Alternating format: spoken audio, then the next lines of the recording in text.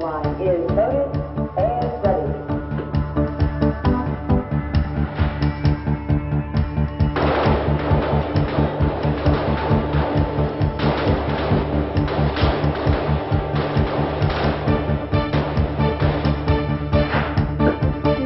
Unload, holster empty weapon, make the line safe. Firearms training, a critical part of becoming an effective law enforcement officer. These people know it. They know that firing a handgun safely and effectively takes practice, lots of it. They also know that good marksmanship begins with the fundamentals. Some of you may already be familiar with firearms, and for some this may be a new experience. But for all of us, there is one simple rule. Learn the basics and stick to them.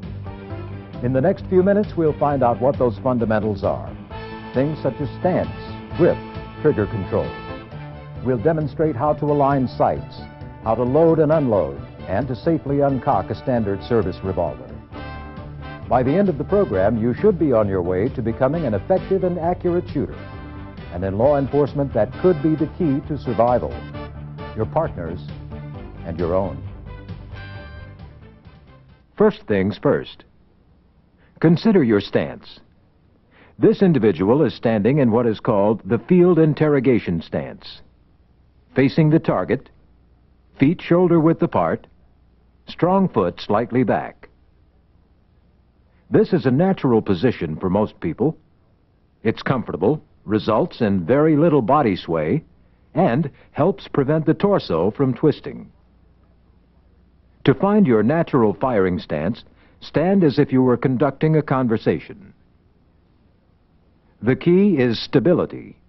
You want to minimize movement.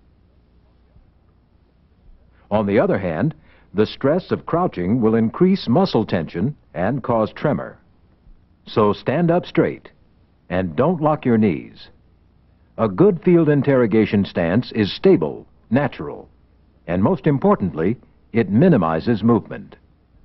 Now let's look at the position of the upper body. Your arms and head should form a triangle so that when you raise your firearm, its sights align naturally with your eye. Try not to move your head. Instead, move the weapon. And remember, don't lock your elbows. Keep your arms in a natural position.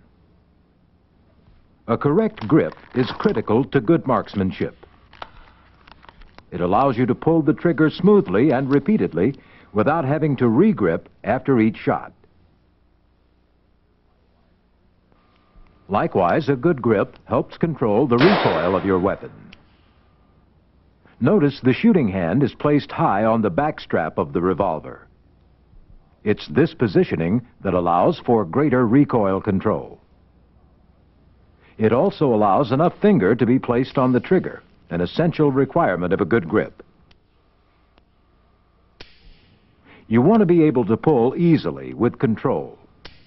To do this, most people find they need to place their finger on the trigger up to the first joint. Now let's take a look at the two-handed grip. You'll be using this grip throughout most of your training. The fingers of the weak or support hand are wrapped around the fingers of the strong hand. Note that the thumbs of both hands lie on the same side of the weapon. Some individuals will place the weak hand thumb over the shooting hand. This generally weakens the grip as the hand separates slightly. Moreover, it's not appropriate when using a semi-automatic. You should now have a firm grip on the weapon, with equal pressure being exerted by both hands. Notice I said firm, like a sturdy handshake.